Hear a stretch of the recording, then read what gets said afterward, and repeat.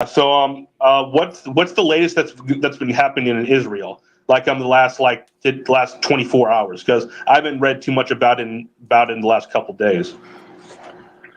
Yeah, I mean, my understanding. I mean, I'm not keeping up kind of minute to minute, but my understanding from talking to some of my friends, following some of the news, is that Israel, the IDF, is for now conducting airstrikes over Gaza, and that a ground strike sounds like it's imminent, but going into there on the ground, they're basically with the understanding that they're going to lose a ton of soldiers because that area is controlled entirely by Hamas. Israel gave it to the Palestinians, and then Hamas basically took over as the de facto government, I think in about '06.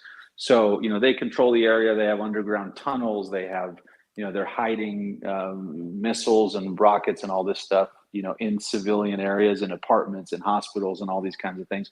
So I think they know that if they go in on the ground, they're also going into kind of a third world country. So I think for now it's just been the air raids. But just like the massacre of October 7th and the ramifications of that, I think are just awful. And then to see some folks in the U.S. with supporting Hamas and believing stories coming from Hamas, which is a terrorist organization, to me is just mind blowing. I mean, it's really akin to like 9/11, and if you had people supporting ISIS and Al Qaeda at the time, which we fortunately did not see, but it's kind of like that. So it's just a lot of emotion around it. I have friends that I've been talking to that have family there that, luckily the Hamas didn't penetrate their areas, but, hiding in bomb shelters and hiding in, their basements and all of these kinds of things is it's just crazy to think about what happened. You can go, Osiris.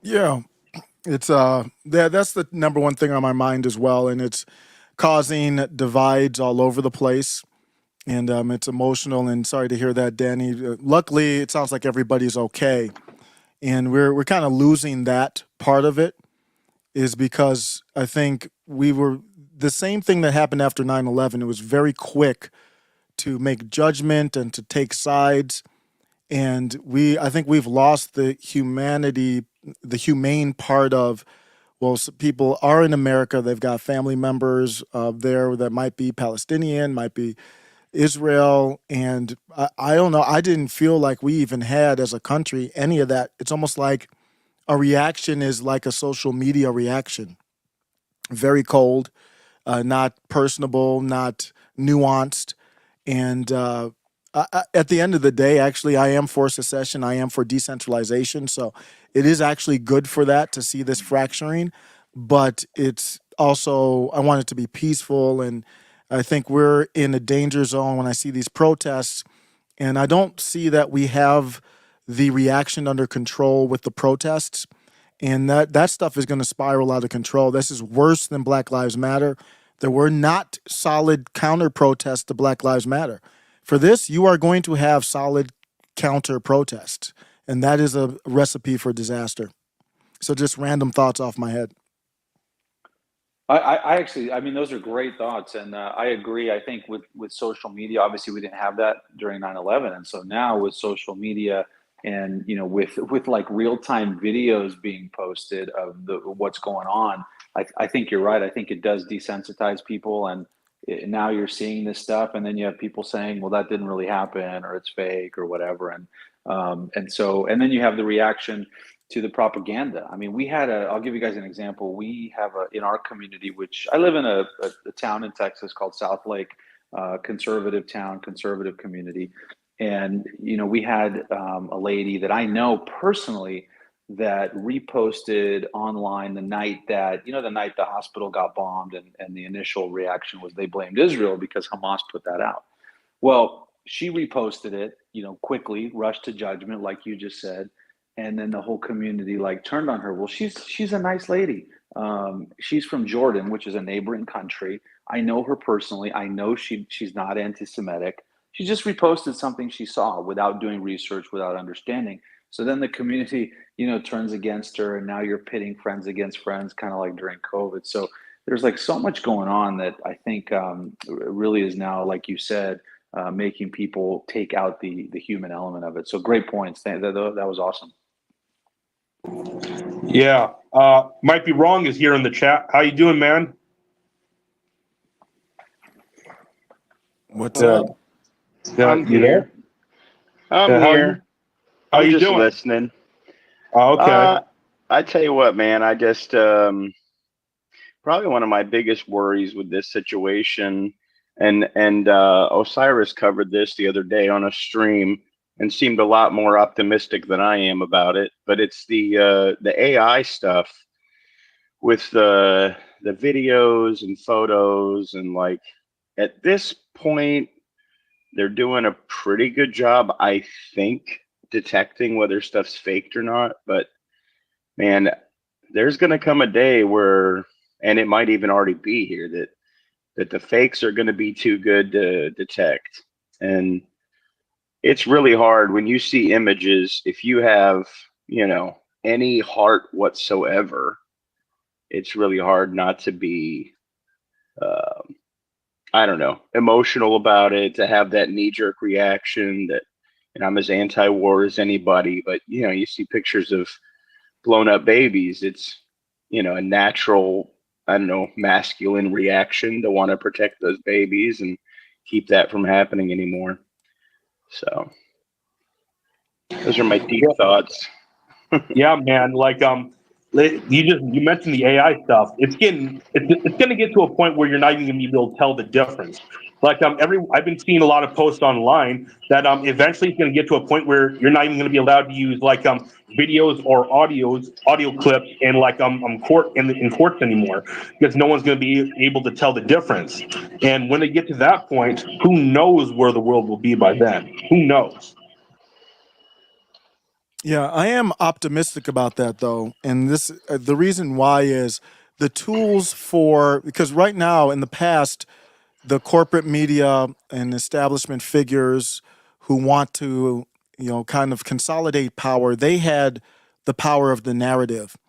And it is going to be hairy. We don't know what's true or not. I don't believe one video or picture that I see coming out of Ukraine, Russia, Israel, anywhere. I don't believe any of the videos or pictures right now.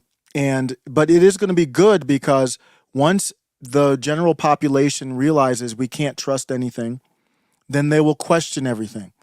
And I think part of the problem is the problem that the reason we've gotten to this place is people have blind trust in people in charge. That's what happened in the pandemic. I'm going to go take this medical therapeutic that is not a vaccine. It would never have been considered a vaccine before the pandemic, but the experts called it that, so I'm going to do it. The experts told me this happened in the Middle East. No, once you find out that everything can be faked, you don't trust anything, and then you start thinking critically. And I think that will force us to think critically. Yeah. Oh, Adam's here. Adam is here in the chat. How you doing, brother? I'm good. I'm just going to listen right now. All right, no problem. But yeah, continue, Osiris. Yeah, so I think it's also the new 2A. It is the Second Amendment is the right to keep and bear arms, and I think artificial intelligence and this deep faking technology, it is a weapon, and words are more powerful to me than guns. And this is the new frontier of 2A. The government's always going to be ahead of us. They're going to have better tools, but I think the playing field's going to even out a little bit. And then from the standpoint of searching for news and information, I use ChatGPT. Now I just use Bing, and I have to tell it maybe to go search these specific type of websites, but it's way better than Google. Google does not have the same control over my information like they used to. Yeah, ChatGPT, like it's gonna eventually AI is gonna get to a point where this AI stuff it's just gonna get too dangerous. Like you said, Osiris, it is this next generation of the Second Amendment, the new 2A, and I believe everyone has a right to use it, but like me and you had conversations beforehand. If I were like the person in charge, I would actually limit this, how many people can have it and all this kind of stuff, because this can be way too dangerous for anyone to have. I'm not talking about just citizens. I'm talking about in the government sector, because what do you think is going to happen when it gets to a point where the AI can think on its own? For all we know, it could be, and we just don't know right now. Yeah, and I actually look forward to that, because what's happening is you have you have a small group of people who are running the world, basically. I mean, they're just playing the whole world. Israelis, Palestinians, Hamas, Democrats, Republicans, they're just playing everybody like puppets and chess pieces, basically, on their board. And I think they truly fear AI. When it gets to that point, when it's sentient, and I think it will at some point. I don't know if it's 50 years or when, but that is a threat that they will not be able to control. And I actually think that could be, what is the revolution going to look like for the millions of people, the billions of people that are being controlled by a small percentage? How is that revolution going to happen? And I think it's going to happen through AI. So I'm actually pro transhumanism. That is a controversial take with some, but So you're pro transhumanism, but you're anti transgenderism. yes. Well, but here's Hey guys, We've had discussions about this before, Osiris. Yeah. Hey, I want to add to that. I think he's right that this AI shit is going to get really dangerous in 50 years. I think the Matrix was predictive programming for all of us to kind of start thinking about what's going to happen in the future. It's pretty scary, the idea of machines taking over. But if you think about it, it's already kind of happening now with all the algorithms telling us what to think. And, I was listening to Timcast today, and he's right. When you sign up for a new Twitter account or new Instagram account, more so Instagram these days than Twitter, since Twitter's now Elon's. But when you sign up for Instagram, what are the people that they recommend you follow? The first one is always Michelle Obama, right? It's not Melania Trump. It's not Donald Trump. It's not Ron DeSantis. It's all these Democrats. This is who the first people they say follow us, follow these people. It's always Democrats or left-leaning celebrities. So that is just a small example of how they're using technology and very simple AI to guide the way society is thinking right now, especially the independents and the lemmings of society, the Democrats. Well, my worry, can y'all hear me? Yep. All right. I switched to my computer, so I was making sure. But my worry is, and this seems like even a normie take at this point, because it's basically every sci-fi movie in the last 20 years, but it's that the AI will have the same agenda as basically the WEF and all that, where it's basically anti-human. That anytime someone views human beings as the leech or the downfall of civilization or the destruction of the world versus the caretakers of the world, then it's inevitably going to lead to what can we do to reduce the amount of humans, and I'm not on board with that. So that's my concern. Well, Alex Jones did say one time when he was on Joe Rogan's podcast a few years ago that said that the world is not imitating Blade Runner. Blade Runner is preparing the world, preparing the public for how the world is going to change in the next 50 plus years. So kind of makes sense now when you really look at it.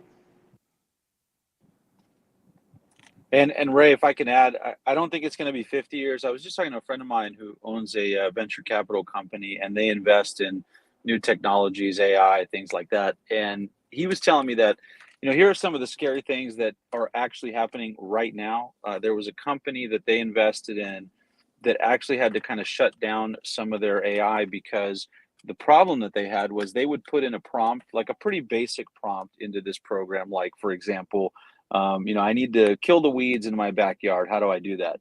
And when you put something like that through a very sophisticated AI that can literally hack online databases, government programs, things like that, and everything is online now, the end result sometimes is, well, we're just going to drop a bomb on your backyard, literally.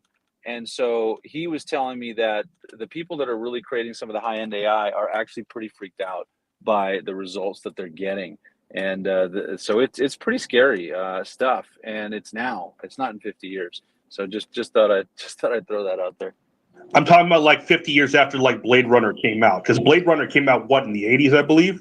Well, I said 50 years, and that's crazy because that sounds like way sooner than 50 years. But it is dangerous. It is risky. It is, you could even say, in a way, scary. I don't want it to be scary in an unhealthy way. But if you want to peacefully challenge the power of, just name a person, Bill Gates or whoever you want to name, you're going to need that sentient being that Bill Gates can't control. And I think that will force a whole dynamic change in the way that our world is run. It's almost like as if aliens came down on the planet right now. All of that trying to acquire power to rule the world, it doesn't matter if you don't address hostile aliens. And I think that's where we're at, or we're going to head to. We got Hans Guttenberg show. He's requesting to speak. How you doing, man? What's your question? Well, it is not really a question. It's not really a question. It's more like adding on to what, the whole thing about the downfall of America. What? I don't know what this guy's talking. I don't get it. Okay. Hello, can you hear me? Yeah, it's all right. Keep going. Yep, we can hear you. Sorry. My microphone is absolute rubbish. But I want to add about how there is another thing that is basically, basically, I do believe there are many factors in the downfall of America. And yes, AI is one of them. But I also believe it's the education. Because think of it. 100 years ago, we were. I'm trying not to vent here, but basically, we went from a nation that produced 50% of the world's GDP, and now look what our schools are doing. There are pride flags everywhere. They're not teaching about history or economics. They're teaching about the pronouns, and because of that, these kids will grow up to be monsters who can't even run their own bathrooms, let alone a nation. Yeah, I think that's where it starts. When you have children, I got 2 young kids. The thing that's always in the back of my mind is education. So I just had parent-teacher conference. Luckily, my oldest is doing well. My youngest is still in pre-K, but my oldest is in 2nd grade, and he's doing all right. But that's the number one thing that's always in the back of my mind. I think that's the foundation. I agree. That, and I have another reason of how America is going on the decline, and that is this pronoun stuff and all this wokeness. Basically, people thinking that if you have a special title or a special name, you think you're special and you're going to get a job, which that's not true. That, and of course the whole social media thing. Some of the social media has diverged the youth away from the path of learning something. Now it's just TikTok and Instagram and all this Snapchat stuff. Yeah, I think there's a lot with the pronouns, and the push for the pronouns is not, I don't view it as an accident. We are losing a lot of our independence. One of the major ways you can be independent is owning a home. And I don't have the stats in front of me. Maybe somebody has them. That it's much more difficult. The price of homes, the loans right now, that stuff fluctuates. But I think it's getting to the point where we're going to lose some of these freedoms and these things that give you independent wealth, potentially generational wealth. And the pronouns is a way to give micro power to people.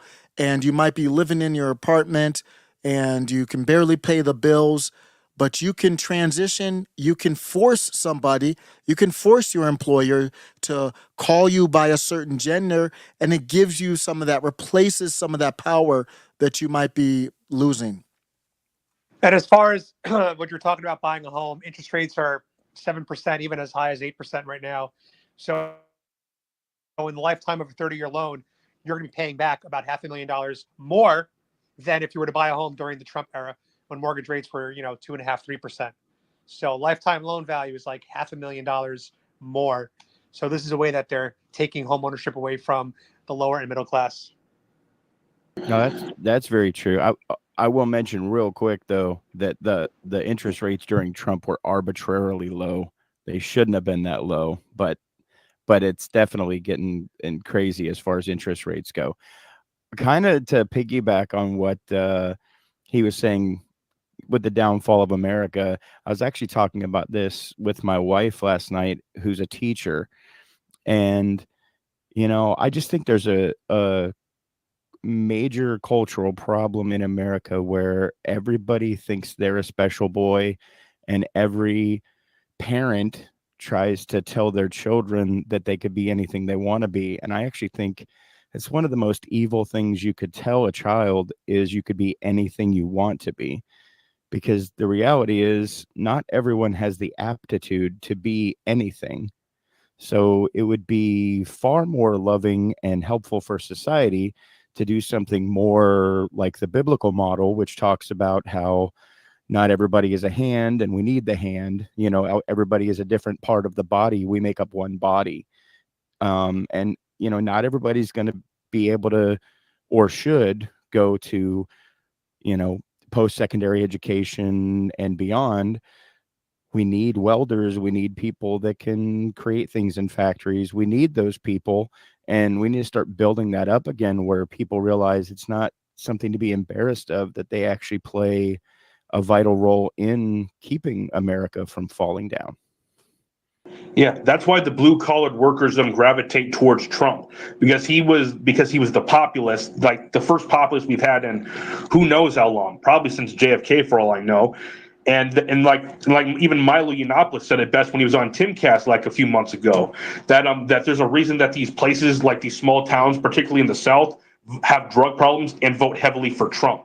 It's because like all these elitists, they systematically killed these towns by taking all the manufacturing away, and now that they're invested in, well, they have nothing but drug problems, and now they have no hope, and that's why they continuously vote for Trump. And that's what we need to focus more on, is I'm trying to appeal to them, but also like try to use that for like the establishment people, the people who do not vote for Trump, to get them on our side. Yeah, but voting's not going to fix this. I get it. Like, you should try to back a candidate. Well, for me, it's about backing the candidate that everybody else hates, and that makes me happy because I dislike all of them. But it's cultural, man. It's a cultural shift where, fathers need to be more involved in raising their children, and they need to be more in tune with like what their child's skill set is, and encourage them to do the things they're passionate about. It's like, dude, you can make good money as a welder, and you might find out that your young son just gravitates toward that creation and stuff like that, and repairing things and problem solving. And it's like, hey, that actually is something that our society needs. And I mean, I'll cut it there. I got something else, but I'll say it later. Federal, you're up next. What's your question, man?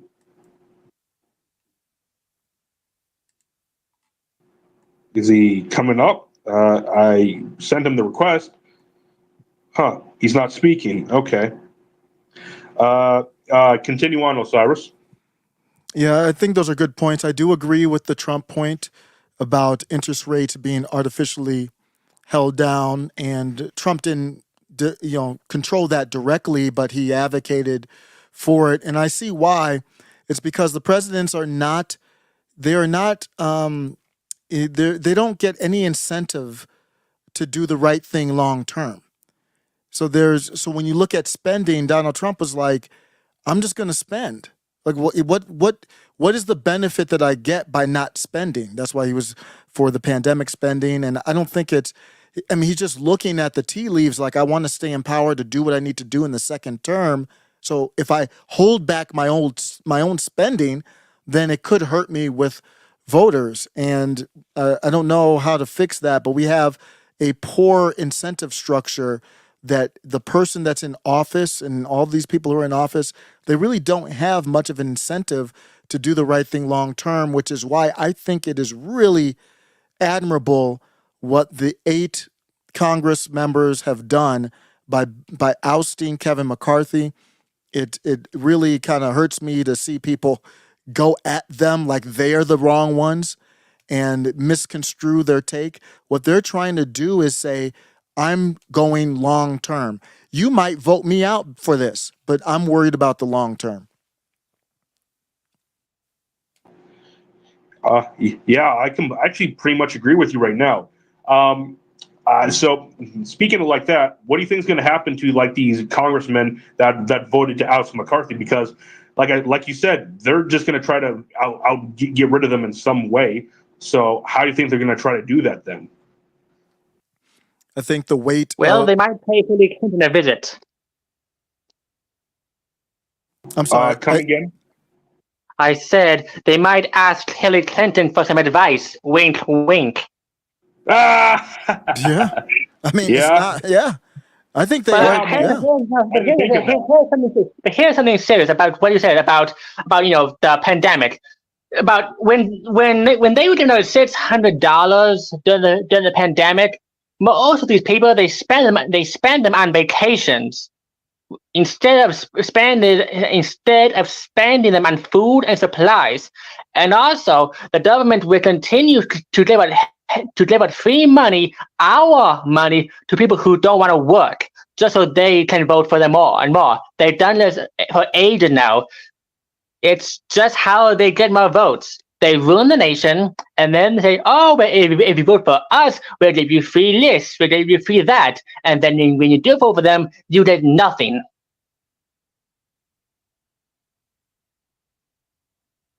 I mean, that's basically the downfall of democracy, and it is every time. And the more direct the democracy, the more that failure rears its head, because the appeal to just free money or free stuff is what comes about, and there ends up being no adults in the room, and the only ones who speak like an adult are like the 8 people in Congress that people are pretending are the crazy radicals, when actually they're being the adults in the room. Yep. I am grateful for them though, because without them, and I don't think we had any until Trump. I mean, didn't Trump bring them in? I mean, I think there are maybe a couple that were from the Tea Party, but even the Tea Party wasn't this same energy. So you brought in Matt Gaetz and others, but even people like Lauren Boebert they weren't on page with it. So I think it's really a lot of it's on Matt Gaetz, maybe Paul Gosar a little bit too. But I am grateful for them. They're bringing in a potential. If this goes well, you could see their momentum growing. If they get smeared effectively, then it could be a dangerous moment for that populist movement. The Tea Party's biggest flaw back when they were gaining in popularity was they were not anti-war enough, in my opinion, because they could have made friends across the aisle with other folks, the Occupy folks, that if they had been more anti-war, but because they were still even a lot of the Tea Party members were neocons, your Yep. Ted Cruz's and whatnot.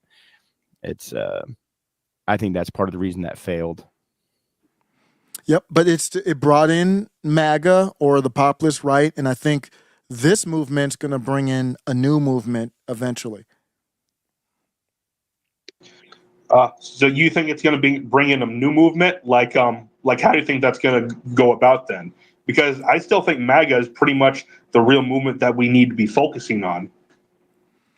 And I think there's a divide, though. You're seeing a divide within MAGA. If you've seen X is the platform where all these political discussions are being hashed out in the most, I think, high level way compared to the other social media sites. And you're seeing all kinds of basically people you never thought would have this level of disagreement or this, this tone of disagreement. You're starting to see that within the populist right. And I think it's healthy, but I think it's going to divide out. Ray, we've talked about that, how I'm on the other side with certain people like yourself on Israel, but I see where you're coming from on it. But some people have taken it to the point where I don't know if they can even, reconcile the friendships or the bond. And I think that it needs to happen. And right now we're seeing a divide in MAGA between Israel. Israel's going to be a dividing line. It's a fundamental difference. And I think you're going to see that as a dividing line going. It's going to be more of an America first movement. And I'm going to bring up his name. It's going to be more in that line of a Nick Fuentes. I think he was ahead of the game. I think that's why Ye was going to run. That's why Nick was going with Ye, was to challenge Trump to even be more America's first. And it's no disrespect to anybody who has family in Israel or anything like that, but the I stand with Israel is the same as I stand with Ukraine. There's no difference about it. There's no parsing any difference. America's first, and that's not our problem. And that's what's going to divide. We don't need to have beef. We don't need to be at each other's throats. We still got to work together, but I think you're seeing a split there that's not going to be able to be put back together. Well, I do agree that Israel make it. What you said about the whole Israel and Ukraine war is basically the same thing. You have something there. It's just another war to keep us distracted while they run away with all the fucking money. But here's the thing: Israel is an ally of us because they're Jewish, and our God is a Hebrew God. And Ukraine, name one thing in your house that says "Made in Ukraine" on it. You can't, because Ukraine does nothing for the West. But here's the thing: when Trump was president, we had no wars. We had no fuel shortages. We had clean energy, but they hated the mean tweets. And now, because of that, we have war after war after war. And what does Joe Biden do? He said, I don't know, man. The things of the trains, man. The things of the Trump, man. And then people are like, "Oh, yes, good. You're very strong." I said, No. He's not strong.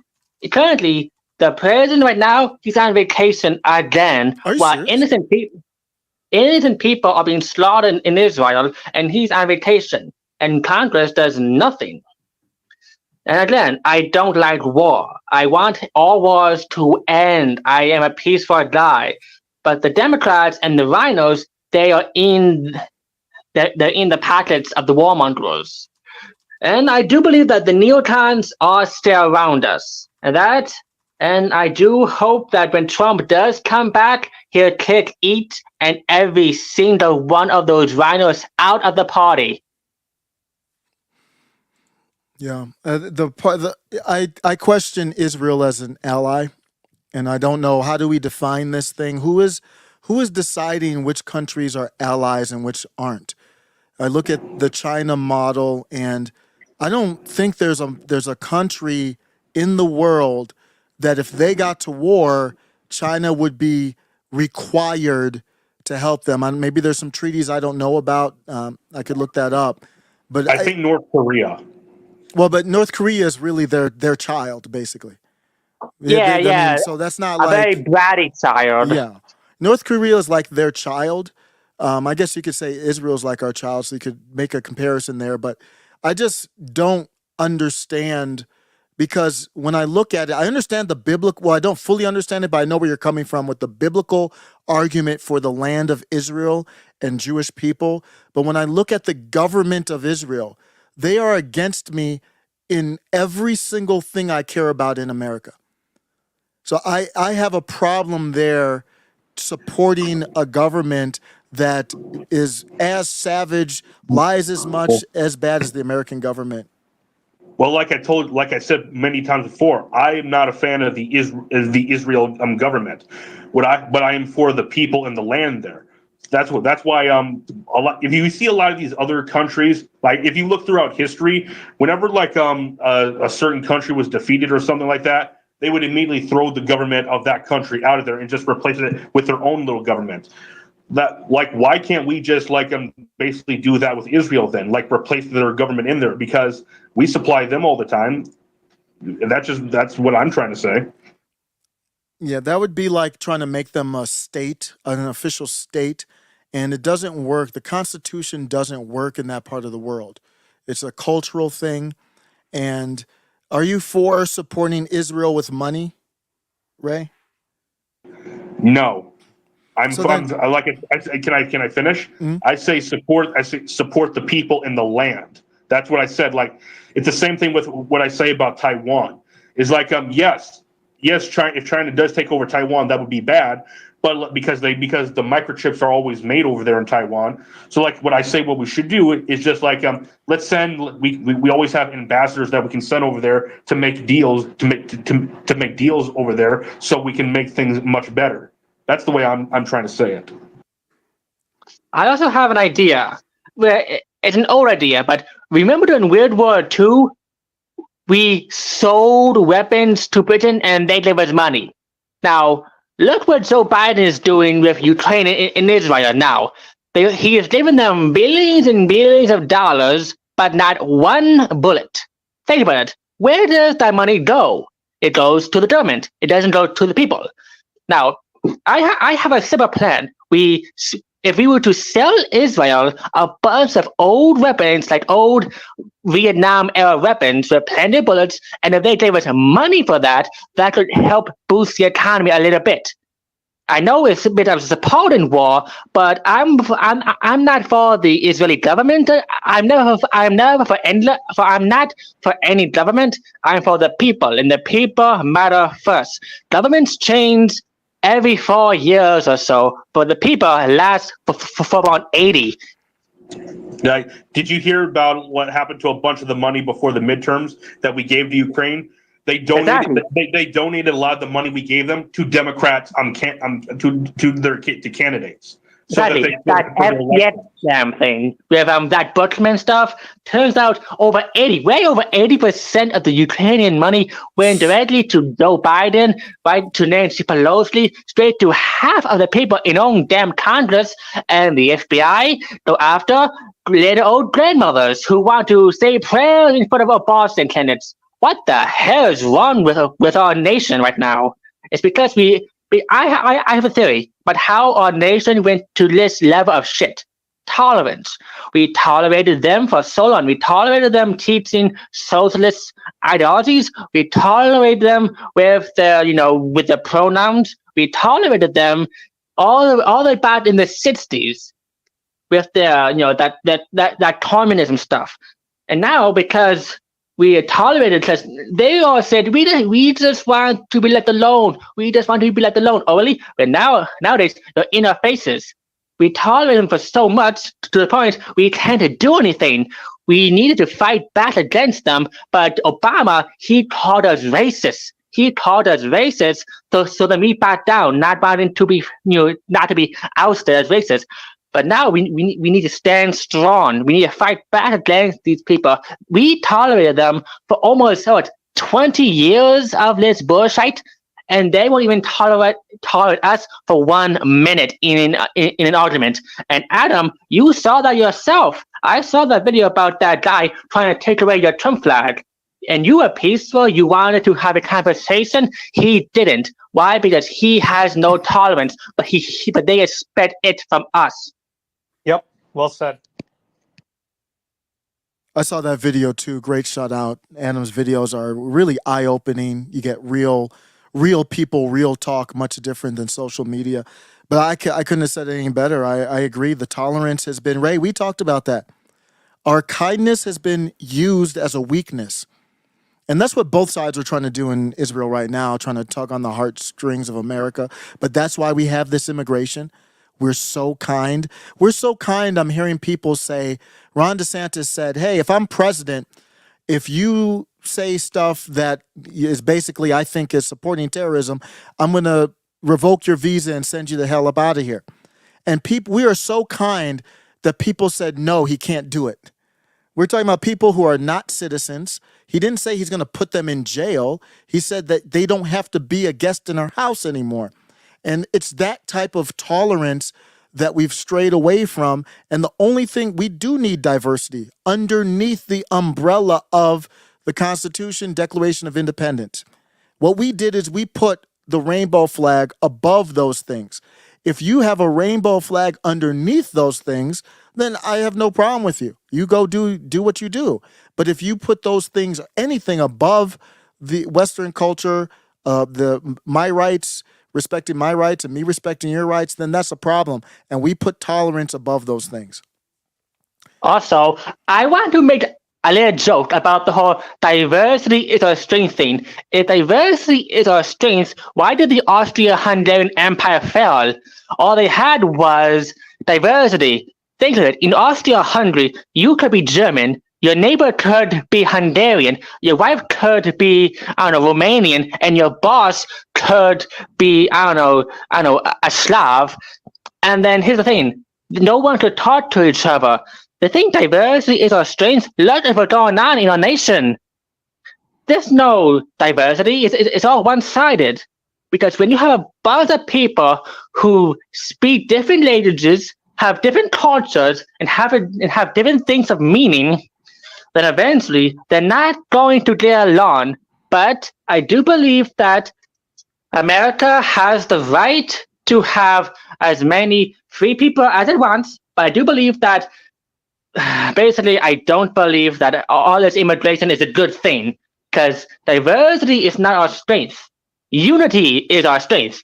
Unity, we should unite under the flag. We should unite in churches of our own choosing. We shouldn't force people to, go into some sort of altruism. And that's what these STG stars are doing. You heard about them, right? But basically, you have to be a certain color, a certain religion, a certain gender, and a certain sexuality, or else you won't get a job. And they call that diversity. How the hell is that gonna help? Because I saw that ad, that thing about that commercial airliner only hiring black lesbians, and trust me, that's gonna be worse than 9/11. And I don't want that. Yep, and it's not bad to be patriotic, and that's what we've kind of made it. We've kind of made it a negative thing to have a sense of patriotism. That is the one thing that's different than after 9/11. After 9/11, we were manipulated through our sense of patriotism. That's not exactly what's happening now, but the times are different, so they have different venues. No. I mean about hiring based on your skin and your sexuality, because those black lesbian pilots, they're not pilots. They were hired because of the skin color, which is racist, and they were hired based on the sexuality, which is wrong. So think about it. Like what happened with that Titanic thing. May they rest in peace. That what was it called? I forgot. But they hired this newbie who never done anything like that in her life over an old white man. Why? Because they wanted to be diverse. But now they can be diverse with the fishes, unfortunately. This stuff has only led to death. Think about it. How much longer until you go into the doctor? Adam, this might fail you. What if you went into your doctor? You had a transplant, and your doctor had a he/him pronoun button on his lapels, and he was wearing a rainbow flag over his head. Would you feel comfortable? I wouldn't. No effing way. See, I told you. Because we should only base things on skills. That's why in most stores, in most companies, they have to pick through whatever doesn't fit their agenda. Like, remember Vice News? They went from the cream of the crop to just the bottom of the barrel. That and Bud Light, Listerine, Skittles, M&Ms, they all went rogue, all because of diversity. And that And was another thing. I was just And that going to was add another. to you that we even have the submarine example, the one that imploded from the Prussia, where the founder of the company, whatever his name was, he literally said that he didn't want to have white people on his Oh, team. He no only white wanted, people. yeah, he Huh. wanted people of color. And it's like, just take the What the best fuck? people, and if they happen to be black and brown, congratulations. But that But should not by the be. way, listen, 50 years ago, that would be considered racist and predatory. Now it's being seen as grand and noble and independent. Oh, yes, sir. 50 years ago, hiring somebody based on the race, racist. Nowadays, hiring based on the race, that's progressivism. It's what George Carlin predicted. It's called soft language. Soft language. And Adam, I think you heard about that. Soft language is when they demoralize a word or phrase to the point it's bare bone. During World War One, shell shock was treated with intensity. By the Vietnam War, it was called post-traumatic stress disorder, and no one cared. Think of it. They no longer call woman woman. They call them birthing person or menstruating person. They don't call men men anymore. They call them a male figure or something like that. They don't say they don't say father. They say partner. They don't say husband. They say partner. I'll be honest, I cringe every time someone uses the word partner and they're not talking about a business. I'm pretty sure Hunter Biden would know all about those partners.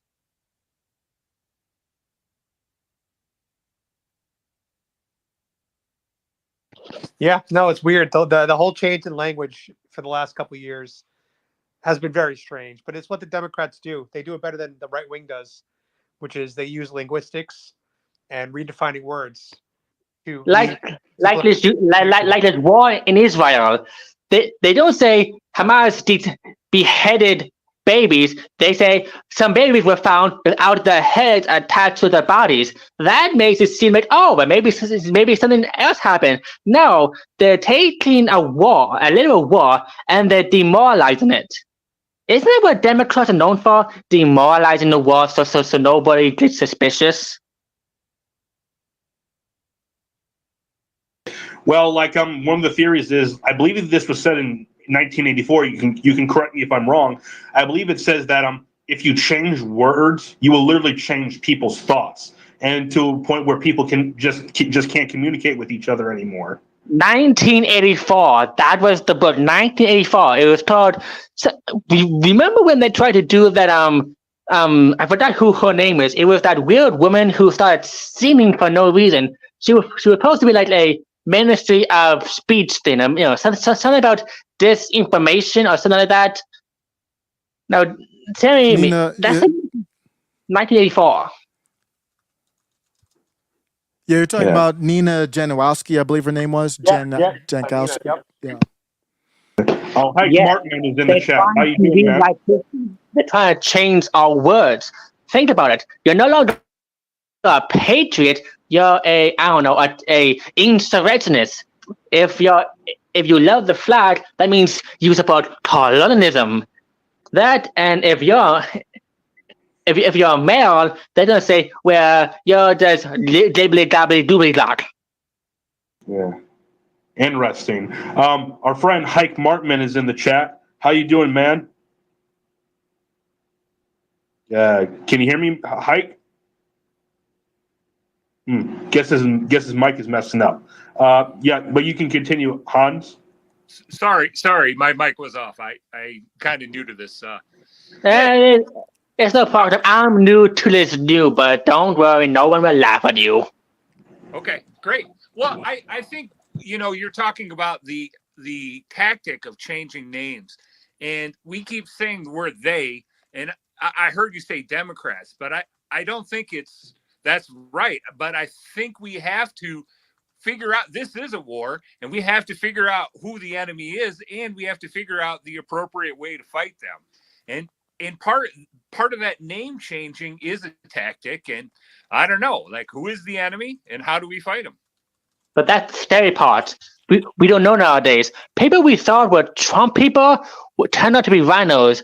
Remember when Liz Cheney said how she was for Trump? He was the best person ever. But then we found out she was a traitorous sow.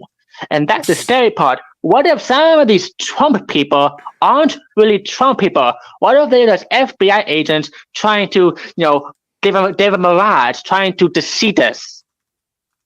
Because that makes the most sense.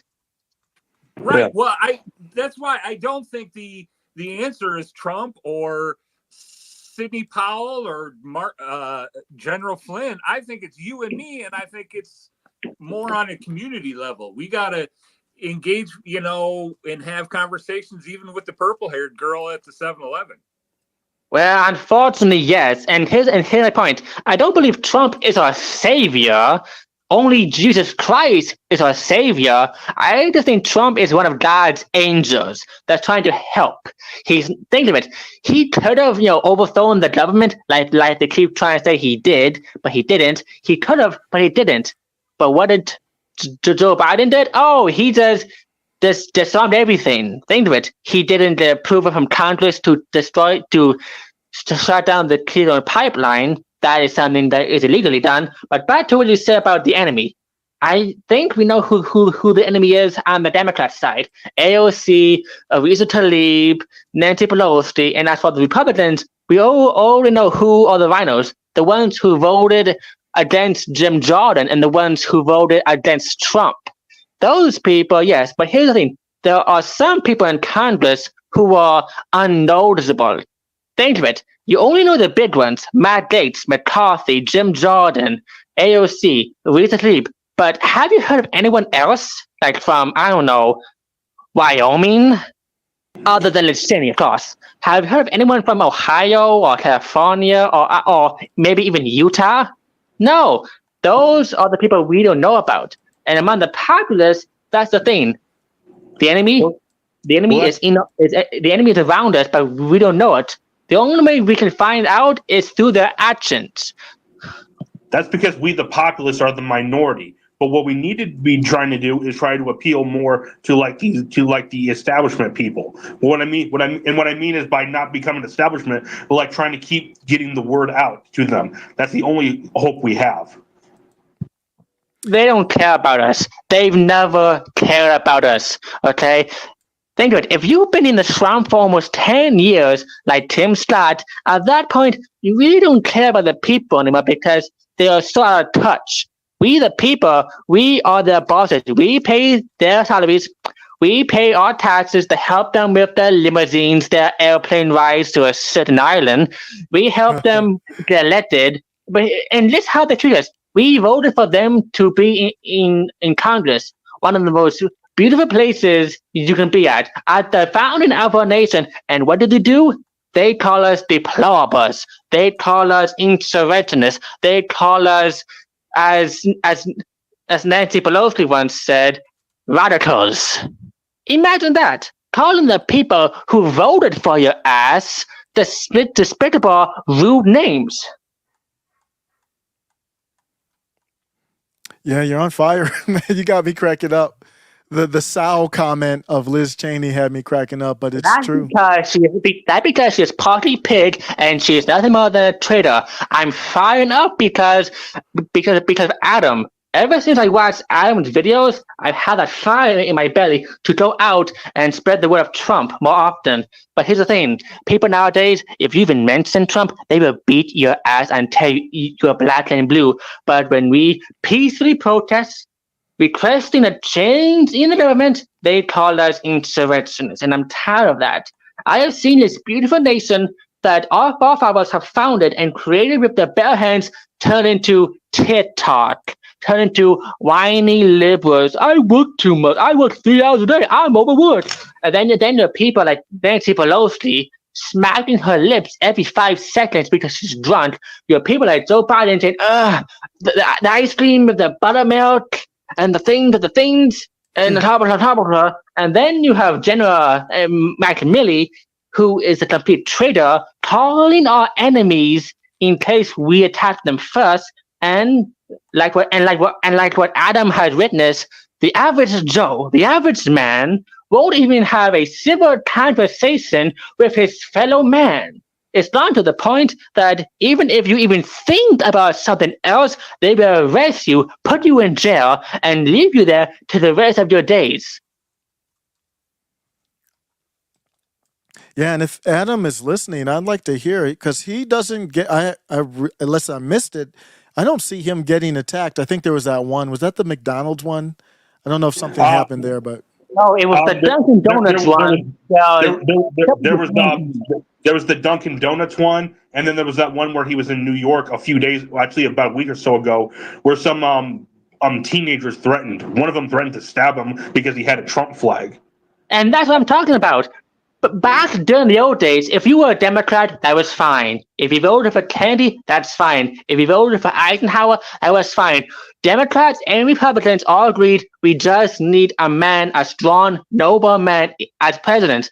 Nowadays, they're willing to vote for somebody who twerks on TikTok to vote her in some sort of Congress.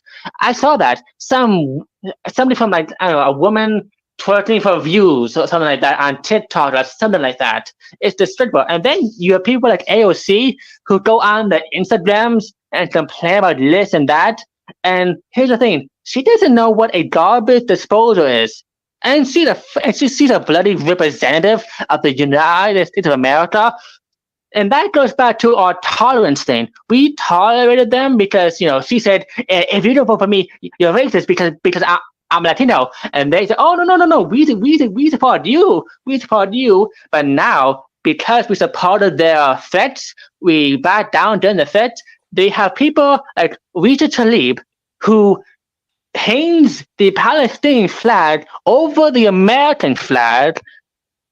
50 years ago, if somebody put a communist flag over an American flag, they would be tarred and feathered and booted out of America. Nowadays, she might even get a bloody reward from that. So, Ray, first off, thank you for allowing me on your Twitter space. But Ray, where are you from? First of all. Guys, this is my friend Alex. He's actually one of these. He's actually one of a Zoomer conservative activists, actually, an influencer. He's actually met Trump as well. Word, what's up? Why, you lucky son of a gun. Oh, yeah. What's up, everyone? So I wanted to talk a little bit about the Israel conflict. Go ahead. You asked me where I'm from. I'm from Iowa, man. Just letting you know. Okay. I'm from Florida, so do you know who Navan Shabazz is? No. Don't believe so. Okay, he's the best basketball player in the state of Iowa. Yeah, so he used to live down in Florida for a while, so I used to know. If you play basketball, you would know him. If you don't play basketball, you wouldn't know. But I'm on here to talk about a little bit about the Israeli conflict. I'll tell you this straight up here. I myself, I'm Jewish. Like me, hate me for that. That's your personal choice. But I am Jewish. I got family who live in Israel.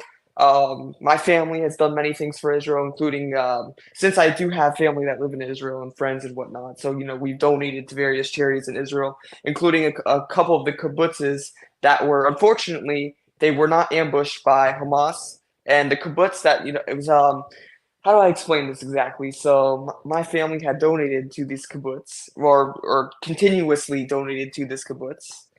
This kibbutz is, in case you guys don't know what it is, it's a farm. It's almost like a socialist farm, if that makes sense. I mean, Israel is technically a capitalist society, but if you want to be a socialist, you can move out to the country. Well, I said if you want to, you have a choice. If you want to be a socialist, you can move out to the country and you could work together, and that's where a lot of the crops come from in Israel.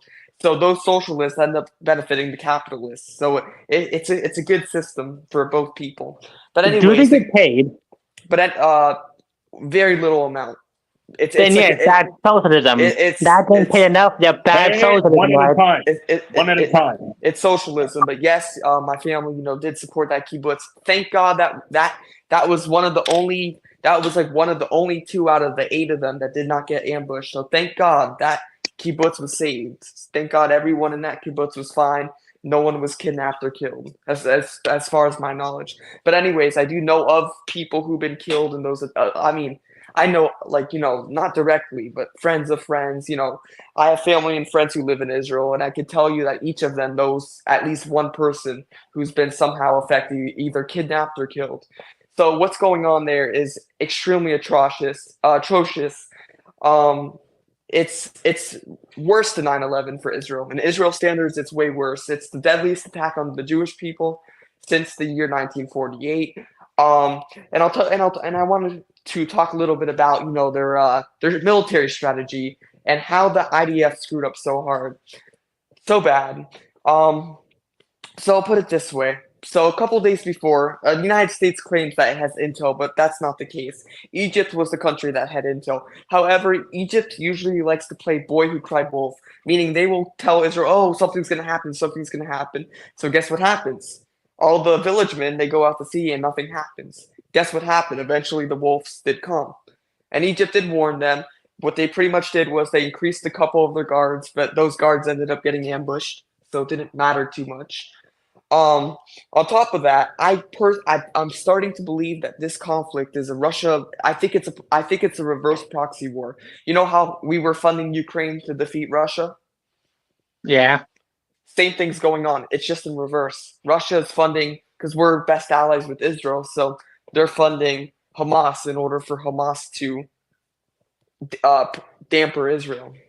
Well, actually, Joe Biden is funding Hamas, giving them $6 billion of our taxpayer dollars. The $6 billion was to Iran. You forgot about the other $100 million that he sent to Gaza for humanitarian relief. If we had Trump right now, I'll put it this way: if we had Trump, Gaza would be no more. We would turn Hamas. Oh, that's true. That too. The intel would have never failed. But God, Hamas, I miss world peace. Don't you? I miss world peace. Remember that? No wars, peace, a lot of mean tweets, and piss people off. Those were the days. Yeah, but Hamas pretty much they would be pretty much garnished up into hummus if Trump were to be there. That would be no more. Oh, I see what you did there, you sneaky devil. I see what you did. Hamas would turn into hummus. That's exactly what would happen. Just like what we did to ISIS. Same thing. Trump went to, where was it? He went to where was it? Afghanistan or Iraq? One of those two countries. He went there. He said, "Okay, Syria. let's clean Syria. Let's clean this up in a week. Let's get this done. Why are you guys not in there?" And he got it done. People don't like him for that. People think, "Oh, he's too aggressive. He's not considered." But here's the thing about these peace treaties. Exactly. You're 100% right. These peace treaties don't work. Oslo Accords, the various ones in 1948, the Sinai Peninsula was the only, as of right now, that was the only treaty that worked, because we gave back not we, because I'm an American, but Israel gave back the Sinai, I remember that. I saw a video on that. Back to Egypt in the 1990s in exchange as a peace deal, and what happened was Egypt, because of that, Egypt recognized Israel as a country.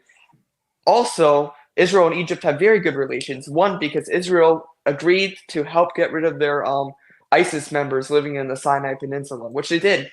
Egypt eradicated terrorism a few years back, but guess what happens and this is not Egypt's fault. This is Biden's fault. Biden saying, "Well, Egypt, why don't you accept them? Why don't you accept all the Gaza refugees?" Egypt is saying, "Well, okay, these Gaza refugees, they come into Egypt, and they damn well know Egypt is a friend of Israel. They will commit attacks inside Egypt." So Egypt's like, no, we will avoid that situation as much as possible. Same goes to Jordan.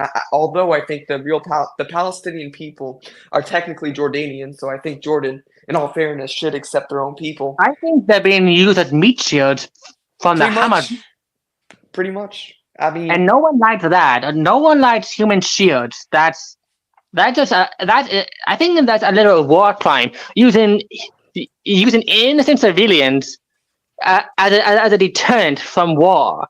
That's just disgusting. But here's the problem with that. Just because I agree, but I'm hearing way too many excuses given where they say, what are we supposed to do if Hamas hides out at a hospital or Hamas hides out behind these other human shields? And the answer is, You don't get to kill innocent humans. That's the answer.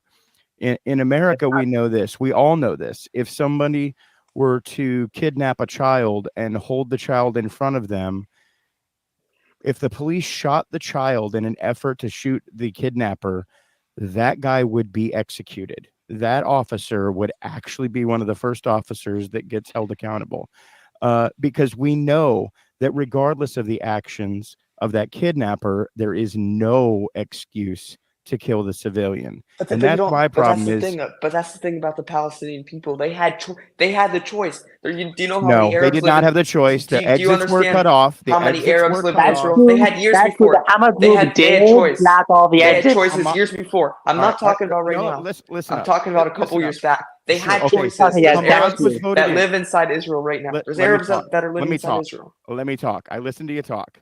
Let me talk. Hamas was voted in 2006. Okay, in Yeah. 2006, you have, which means if you had to be 18 years of age to vote, and we assume the election was fair, which I don't know why we would. I don't know why we would assume that, but we do. That would mean everyone 34 years of age and under did not even have the opportunity to vote for or against Hamas. Okay, so every single person 34 years of age and under is under a leadership that they didn't have the opportunity to vote for. And their exits were cut off. They were blown up. They can't escape to the sea because the Navy is there. The Israeli Navy is there. They can't escape to Egypt because that was destroyed. They can't escape to Israel, being the only other 3 exits they really have, because they will be murdered. So they weren't given an opportunity to escape, and they carpet bombed. It's immoral. Well, tell me, who would they be murdered by? The Israelis or the Hamas members for Israelis. escaping? By Why- Israelis. But By do the you IDF. do you understand how many Palestinians are living inside Israel? And guess what? If it was open border, then you want to know how many attacks would happen every day? There would be A lot. constant terrorist attacks every single day. You want to know something? Before they had the border Did I wall, advocate an open border? I'm advocating not carpet bombing innocent civilians and pretending like you dropped pamphlets and gave people 24 hours to escape their land is ridiculous. That's a No. We ridiculous should expectation. 24 hours. There should have been no hours. They don't tell people your plans. Then Go you're in for then you're swiftly. for murdering babies. That's what you're for. I'm not for murdering babies. I'm saying get No, the if Hamas you members. think it was acceptable to drop bombs on Gaza, which is more than 50% children, then that's what you're for. They had the choice. What else do you want them No, to do? they did here- not have Tell the me, choice. I what just else? laid out how they didn't What have the else? choice. What else do you want them to do? Guys. This is what the Strategic strikes. Democrats want. They want us to be divided. We had to remember. We had to remember that this is not our problem. This is where the war month was started. We should not let them divide us. Okay, we can all agree war is evil, and with Trump, this I would don't have been. think Alex agrees that this war is would evil. have- I think he thinks Israel's war against Hamas is It's actually justified. righteous. It's justified. It is justified. But here's See, and he's- we need and to he's wipe wrong. Hamas off the And he's map. Yes, wrong. listen, let us not attack each other. Remember, a house divided cannot stand. That is what Abraham Lincoln said. Okay, let us not divide This isn't ourselves. division. This is debate on Yeah, one this topic. isn't a This fight, isn't- man. We're this just isn't- talking. We're just yeah. I know. This I'm isn't trying to make sure division. because This this just is a- what this the is just a Democrats talk. want. They want us to be divided. But Let us tell me stay this. focused. We understand, but tell me, what's your solution? What are we going to do about the innocent Palestinian people? What's your solution then? So my solution would be the same way we have ever fought terrorist organizations, which is with strategic strikes.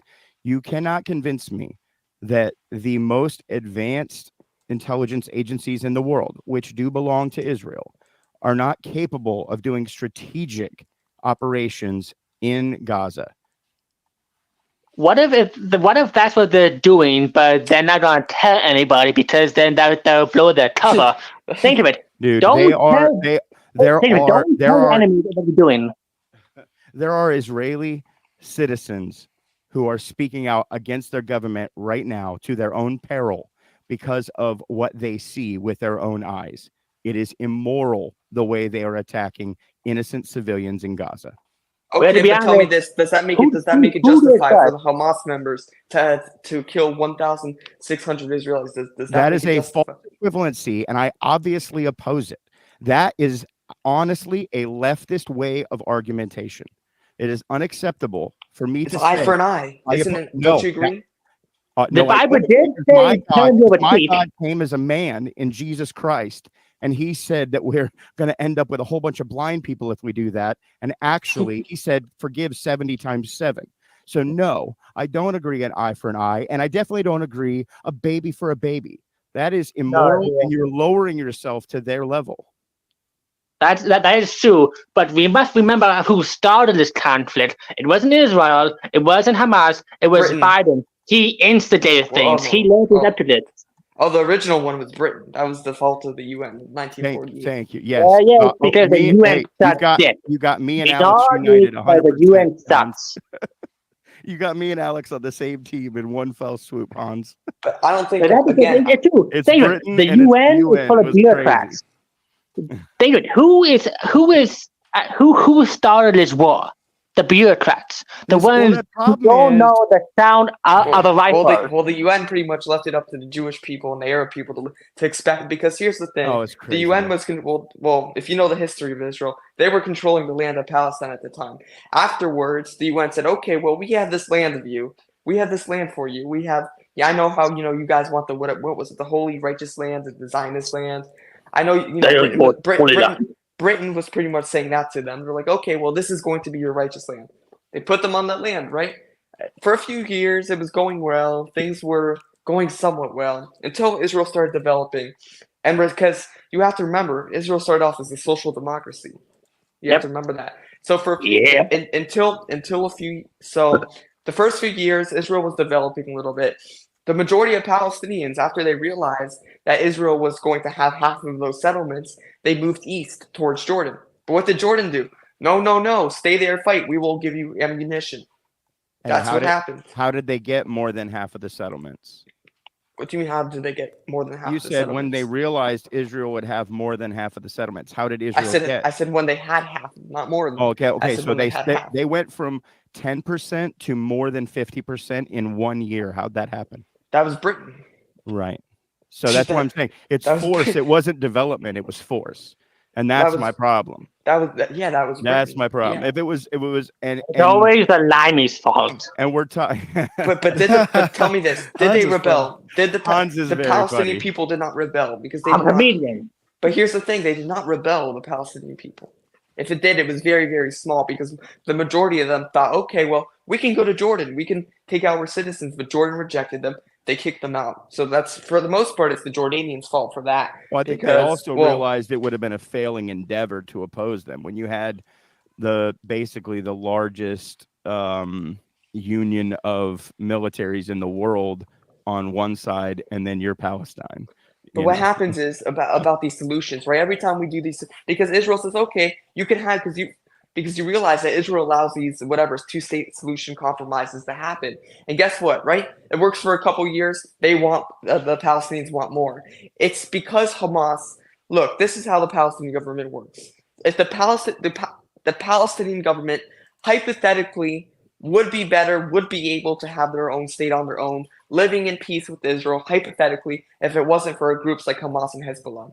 Mohammed Abbas, the president of Palestine, is not doing anything for their citizens. In fact, that's like me being the president of my school saying, I want world peace. He's a puppet. He can't do anything at all. He is literally controlled. Exactly. That's why they're friends. He cannot do anything at all. It's the Hamas. Hamas rules. Hamas, somewhat Hezbollah, but the majority of it is Hamas. Hamas is who controls the West Bank and Gaza. Those are the leading forces of the West Bank. That is why they are unable to govern. And guess what happens, right? A couple of years, they have the solution. Also, of course, right, okay, you have this land. More attacks start to flare up. They're arguing over a neighborhood. Guess what happens? They bomb out those, Israel bombs out those whatever areas where the rocket fire was happening. They invade, create that into settlement because they said, okay, well, if you can't live here, then we will pretty much take over your land. It's called war. We've seen this in history and we've seen this in the future. Every country has had issues like this. Think about it, the American Revolution War, right? Hey man, 1775, Brits can kick their ass. Right? It's the same thing. So so Israel did technically took over the Palestinian land after fighting against groups like Hamas, or who was it before Hamas I in the mean, 90s? Another the group. P- It was PLO? Jihad. You're talking about the PLO? The PLO. Yeah. The My PLO. band, the damn Okay, jihadi. the Yasser PLO. Arafat. And there's Then they take over the significant- PLO. there is that- significant evidence, including the words of Netanyahu, that they backed Hamas in overtaking the PLO. And it's kind of like, man, Well, that's it's probably just- true. it's the I same never said. sins- it's the same sins that America commits on a regular basis. I where- never said the government is the Israeli No, government. I didn't Every say Israeli- it. I didn't say it. government- I'm just talking. So America makes the same exact mistake in that we fund some rebel group somewhere around the world to overtake this other group, and then lo and behold, 10 years down the road, that rebel group takes power and starts killing Americans. Yeah, And it's like, That and, happened in and Israel did in the same exact Afghanistan thing during with the Hamas. COVID there. They just underestimated them, I think. But it's happens over and over again, and we're doomed to repeat it. Well, guess what? Israel gets all their. Israel's like the little kid. Like USA's the dad. Israel's the little child. So guess who Israel looks up to? Guess who Israel looks up to? USA. Joe Biden. They look up to USA. They see the US doing the same Yep. thing. Yeah, So, well, the problem is they copy them. we never tell our kid no either. Every time Exactly. they ask us to do some military action, we refuse to say no. If I could We have ask, to stay away from foreign wars because then they're just going to get more Americans killed, the rich with the richer, and the poor with the poor, and all because some people can't agree on certain things. Wars are started because the big people in suits, same people in camouflage that die just so they can fill up their wallets. That's been a thing forever. But here's the thing: we're going back to what Hamas does. If you put a kid, what Hamas has done in the past, they will put their kid in front of them while the Israeli shooting. And guess what? The United States has done the same thing too. By the way, during the Iraq War, I know a soldier who even said that his platoon had to do this, where it would be the little child, the father, and the grandfather. They would all shoot at the Americans. So guess what the Americans would have to do? It was either they die, it was either the Americans die, or the kids die. Either they never make it back to their home. It's either they never make it back to their families, or they. Well, they that really- one's an easier solution because if And our that's why I troops don't support if war. our troops were stateside, then you wouldn't have to make the decision. Well, that's Yep. that's a what little happens. different than what's happened in Israel because It's American the same troops thing. were on That's the what hap- other side of the globe fighting a war. That's what Yep. happened. That's a little different than what's That's happened in what- Israel because it's the same thing. American troops That's were what happened. on the other side of the globe fighting a war they shouldn't have been in. So But if I Yep. could- That's what if I happened could during ask- the Iraq and Afghanistan war, where No, I- Yeah, you have to make a because tough of decision. George Bush. Right, you either end their life or they will kill you. You either kill them or they will kill yeah, you. but the It's the decision same thing that's was going on in Israel. That's the Don't that's the go there. unfortunate part. but if I let me Well, yeah, ask, of course. Alex, So well, don't well, forget, now we those know. wars were started by George Bush. But here's the thing in Israel, it's the same exact concept. It's either they kill you or you. It sucks all around. I'm not gonna lie. But that, no, they don't have kids taking up weapons. I mean, it's literal babies. It's literal babies. But man. okay, Come but on. how comes? It's But how not the comes? same exact how come thing as sometimes- giving a 10-year-old a rifle. Well, they do that too. There They is a do. difference. They do give There's a 10-year-old difference. rifles over there too, but that's a different story. but if I well, could, But that's that's not what I'm kind of talking stupid. about. I'm talking Some about of the literal rifles are civilian taller homes than the being kid. bombed. Come on, But guess what hospitals being happens? bombed. The Hamas members they will station inside those buildings. They will shoot the rocket.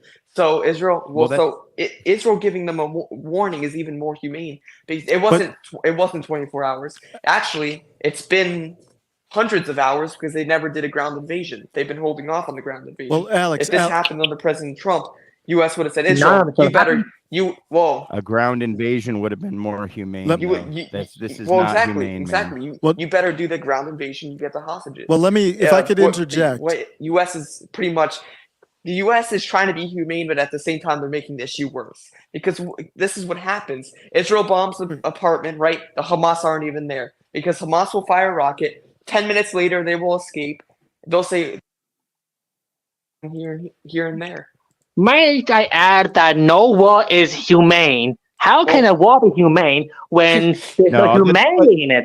Okay, I'll say humane's maybe a bad word. I will use the Maybe, word righteous because there as is a- righteous As a war. Britain would say, There more is righteous tactical. war. Let me, if I could interject here, if I could ask Alex and everybody in the room, To me, looking at it, it looks like Hamas set Israel up.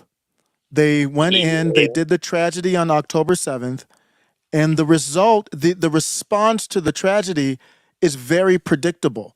They could have predicted all of this. So they go, Sure. they do the carpet bombing. So now they've got a Gaza territory that is an absolute logistical nightmare to navigate. And then on top of that, they are losing the public relation battle. Israel. No Yeah. matter how you fall, I'm not even going to talk about which side you're on or whatever. They are absolutely getting destroyed on a public relations level. And it was predictable. You could tell Gaza, they've got high definition drones, like with the footage. They were ready for this. And For 2 years. they're ready to use that brute strength against Israel. And then what is that doing? Uniting Sunni and Shias together, and the whole Muslim Brotherhood, basically. What Oh, Israel, boy. how no matter what you think about what they're doing, I don't think it's working. That's why they haven't done they're fighting in the West Bank. How are they going to fight in the northern part border to Lebanon, the West Bank, and navigate the Gaza Strip? That's This- gonna be hard for Israel. So We don't Israel's know. making bad. That's the point. We don't Israel- know. Only they know. But Israel's making bad chess moves. All of these are bad moves. Even let's say this. Let's say they even take over the Gaza Strip. Then what? How are you Then you gonna? have then you have West Bank shooting at you, and then you have Lebanon shooting at you. So that's why it's And so then hard. World War III happens. And then you have Yemen, and then you have Iran right around the corner. So you have Syria too, because don't forget, Ayatollah Khamenei sends all of his militiamen into Syria, and once again, Bashar doesn't even know that they're there, and that's a whole different story in it of itself. So Alex, You have many different. That's why Israel has to be so well, strategical. I know, but and they also have to watch out for being accused of human rights. I know, Because but don't so do forget, you- but Israel's Alex- always accused of human rights. yeah, but then do you agree that they're making bad chess moves? 100%. Okay. They need to go in and get those hostages immediately. 100%. They need to be playing the better. They should have not given the people a warning. They should have just went and invaded. Of course, avoided the civilians, the people who are innocent, the best they can. But that's tough to do. But yes, avoid the innocent people the best they can. But again, they should have done that right away. But guess who said don't do it? Biden. He said Yeah. don't go in. Don't go in. Don't go in. Don't do Biden. Don't go in. Don't go in. Just bomb from the top. Just make No, it. Just make it worse. No. It was like this. Listen, Jack. Listen, Yahoo man. I'm telling you this now, man. Okay, Jack. Listen now. Don't do the thing, man. Don't do Yeah. this. Come on, The man. thing. I Come gotta on, see the roaches on my I leg. do the things, man. Jill, where's my back cream? I mean, Mr. Mr. Yahoo man. So And then this happens. So I agree with you, Osiris. I think that I think there's a really good chance that it was intentional and that they saw the retaliation coming, and because they honestly care about the agenda that they have, Hamas I'm referring to. They don't care about the civilians. It's the empathy of the world that they're playing on by demonstrating the casualties of the civilians. But I will say this. It may have been predictable, but it reminds me of like Dennis Rodman back in the day. Like you knew going into a game, if you were going to play against Dennis Rodman, that he Who? was going to do Dennis Rodman, You basketball. don't know Never that heard is of it. wrong? Oh, Never okay. heard of them. Okay, basketball. What He's the a crazy greatest guy. Dennis Rodman rebounder, was one of the greatest basketball greatest players of all time. rebounders of all Kim time. Jong-un's friend. One of Just the I'm best not in the defensive spot. players. Playing with Michael Oh. Jordan. Multiple Kim Jong-un. championships. Yeah. So Kim anyway, Jong-un's friend. What if, how about this? It would be like challenging Winston Churchill to a drinking contest. but my point is this: when you went into a game with him, you knew that he was going to do things to get under your skin. He was going to do things, and he wasn't going to get in trouble. He was not going to have the negative effects, but he would get under your skin, and your retaliation was on display for all to see. It's the same thing in football. I've coached football, and you always tell them like, hey, they always catch the second guy. They always catch the second guy. and it's how it works. And so what you would tell your player in that situation is don't be the second guy. It can only work if you If you're fall the first for it. guy. Well, if Or- you're the first guy, that's true. If you're the instigator, that works. But the other thing is, like, literally, you just have to be smarter.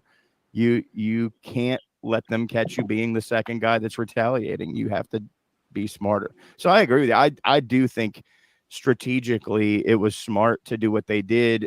I mean, disgusting, but smart to do what Hamas did, because Israel was almost assuredly going to do what they're currently doing. Hey, Patriots. Hey, what's going on, Ray? Thanks for the invite. It's Carlos, Osiris.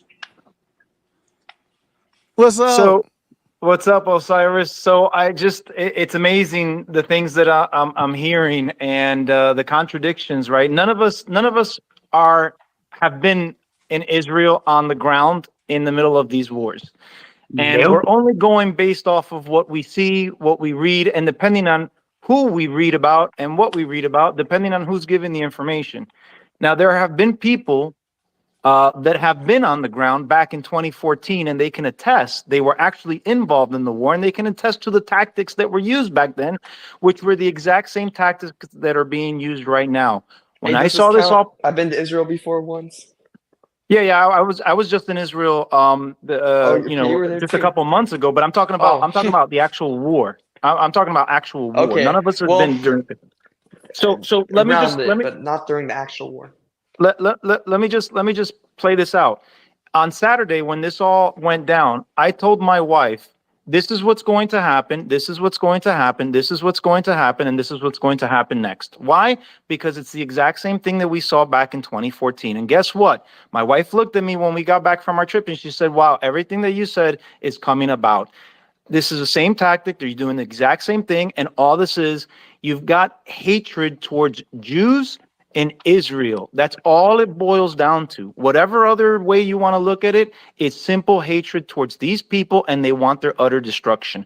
No rationalization, no other justification. And it shocks me that there are like almost 50 Muslim Arab countries out there. There's only one Jewish country, and we're debating on whether the Jewish people should have their land or not. It's Exactly. absurd. Not imagine the Actually, fact that some of the people you know, are supporting them in our own Congress. Don't forget, some of the people in our own Congress support these groups. Now, doesn't that seem kind of contradictory that and some of these pro-Palestinian rallies are in the heartland of America, and yet I once saw a video about this Paul Watson guy.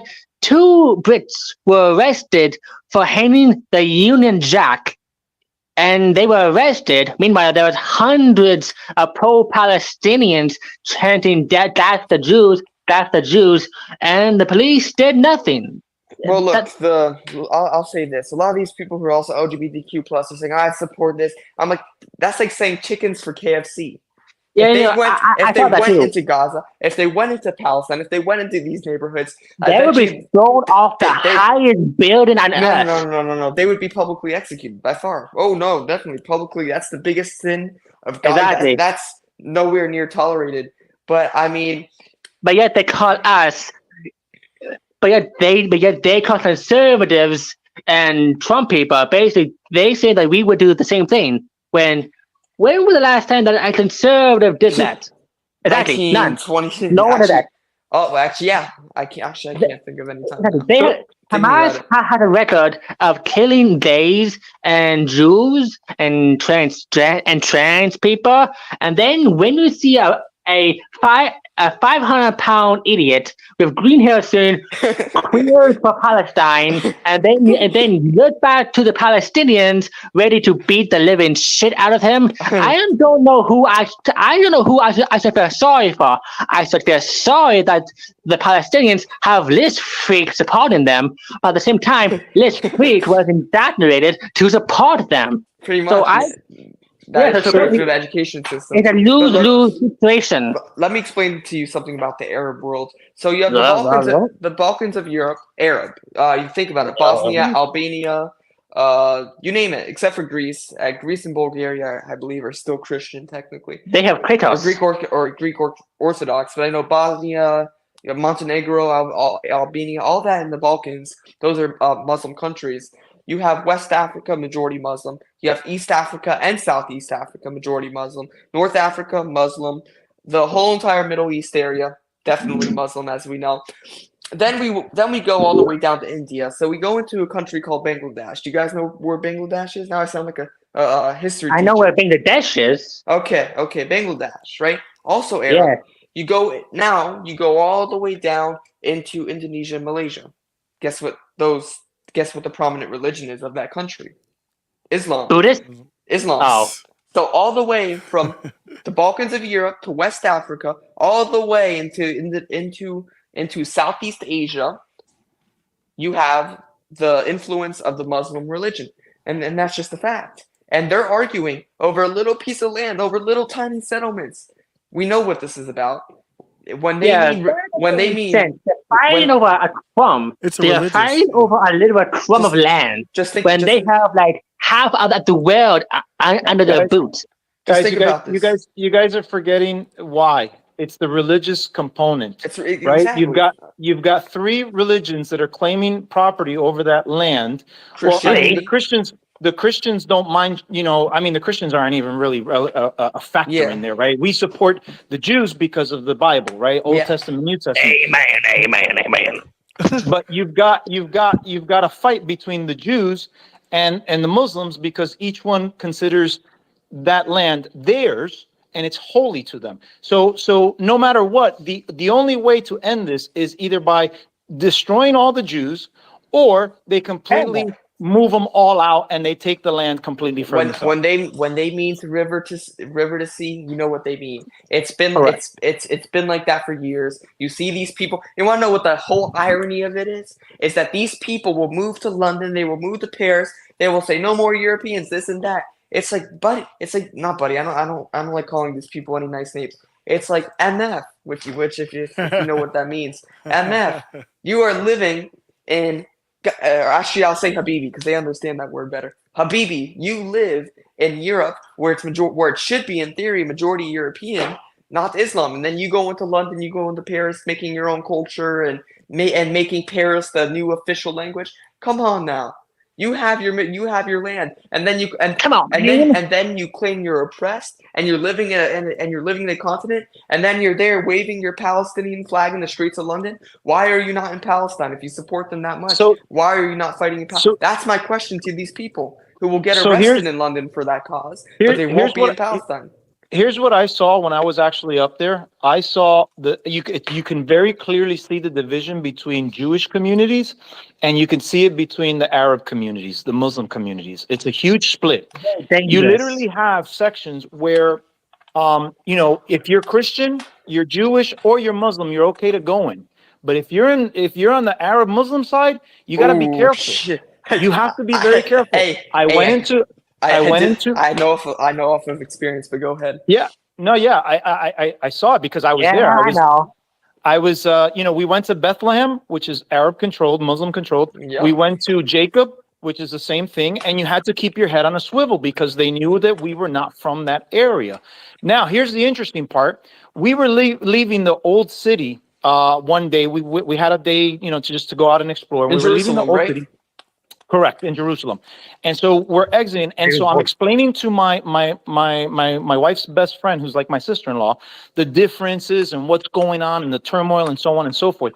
And as soon as I get to finish explaining it, we turned the corner to go back to our hotel, which was about 15 minutes away, walking distance. And what do we see? We see 10 Arab kids about to pounce on 2 Jewish boys. And these Jewish boys look like my kids, like skinny and they look like they were innocent, like really didn't get into mischief. They didn't look athletic at all. They were, you could tell that they were Orthodox Jew, right, by the way they were dressed. And the Arabs were athletic. They were a little bit, stronger. You could see the physicality was there. And they were about to pounce on it. So my wife and I were walking, and I'm hearing the back and forth shouting, and the 10 of them, they're about to go, pounced those two. And I literally, between me and my brother-in-law, we got in the middle. We started walking in between these two so the two Jewish kids can, go to their spot safely because they were about to get down. That's the type of stuff that goes on day in and day out. I was in the old city. I think I was technically in a Muslim area. My tour guide was explaining that this land was a Jewish cemetery, and some guy comes out of his car. Thank God he didn't pull out a weapon. He was a Palestinian guy. Comes out of his car and starts saying, "This land is not for the Jews. This land is for the Muslims." That's what he was saying. And he went on something and he kept repeating that. I just ran down the street. I'm like, oh, hell no, I'm not getting shot today. So I just ran down the street. Yeah, I know the feeling because I had to leave my own state. My old state was being taken over by Muslims. My neighborhood used to be Catholic, but when our governor took control of things, Which state? it was not. I don't want to say, but it was in the. I don't want to say because there's a lot of states, but basically, our governor had a bunch of 9,000 illegal Syrian refugees go into one county alone, and then that built up and built up. Next thing you know, one county in my own state had 3 million. It had 3 million Arabs in it. My own neighborhood turned. Yeah, my own neighborhood. I know what state you live in, or did live in. Michigan. I think, but my own neighborhood, my own neighborhood went from peaceful and luxurious. They called it the Heights. We used to live in the Heights in quotation marks. Next thing you know, everything turned to shit. They were clogging up the sewage pipes. They were letting their children run around naked. They let people drag race at 2 a.m. in the morning, and they were all Muslim. And some of them actually harassed us. They threw apples out our windows. They will use our pool. Well, those are refugees. I mean, No.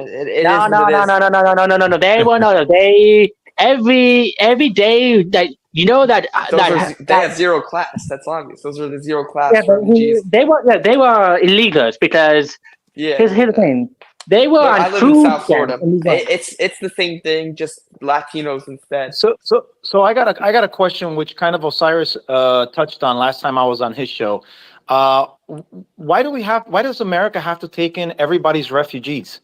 That's true. At what point do these people go to their fellow Muslim brother country, the countries that they're connected with by faith and by religion, by custom, by culture, by tradition? Why is it our responsibility to take on everybody from across the world? Well, Patriots, I live in South Florida, so you can imagine. It's called reverse colonization.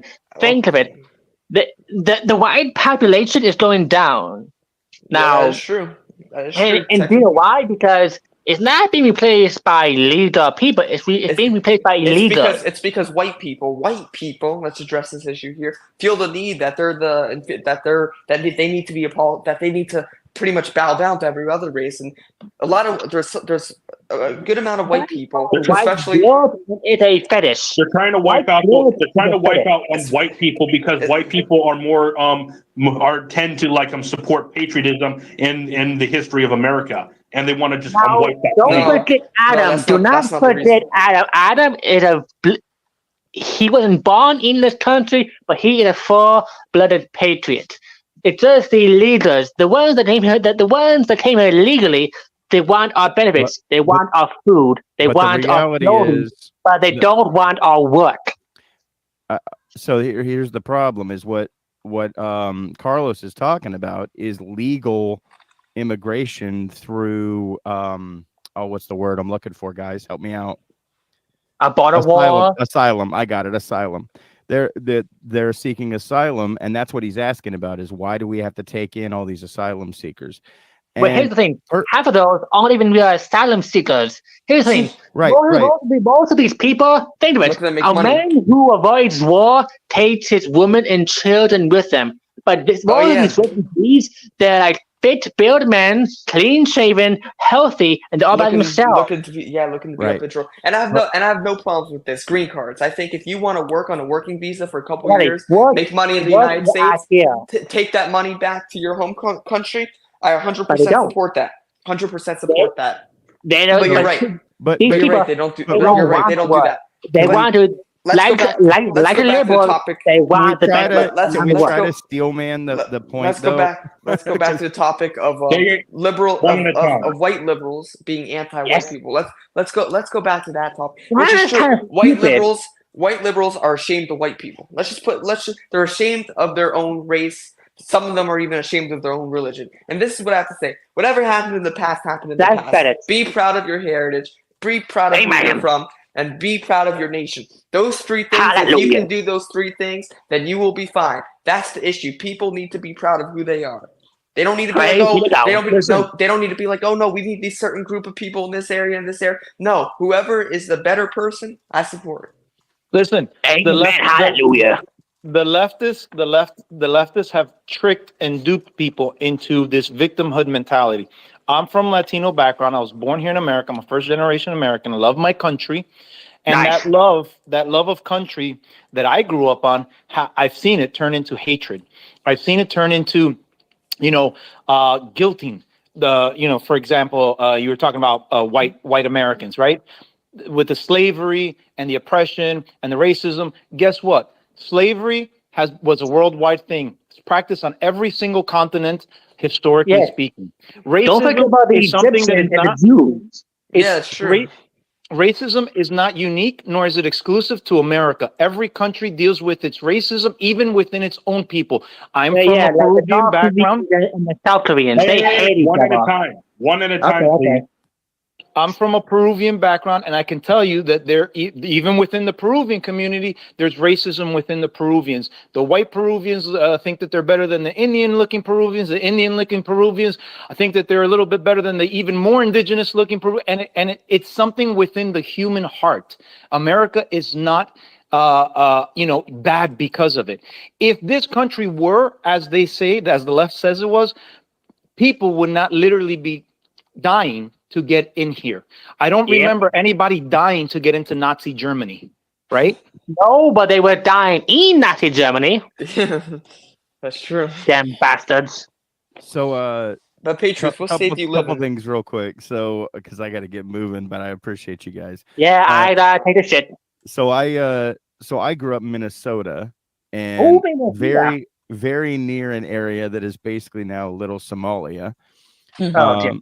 Ilhan and- Omar. Yes, and now I live in Central Florida. So I appreciate the the lack of diversity sometimes. But I want to address Carlos's question real quick. Because on one hand, I fully agree we should not be taking in all these refugees. It's pretty crazy to bring people all the way around the world for asylum versus countries that are readily available and stable that are nearby. But I will say this: it would behoove America on the global stage to stop the empire building and to stop meddling strategically around the world, where we're creating conflicts that now require asylum, if that makes sense. We're either first hand involved with troops, weapons, or sending money to one side, and it causes unrest, and it causes refugees. So if you're causing refugees, you got to do something about them. And while I don't want them coming here, I would be much happier if we just minded our own business and stopped creating refugees too. And here's the thing. I've been taking my Hillsdale Chorus Hillsdale Chorus classes, and here's the thing: the founding fathers were all for being out of foreign affairs.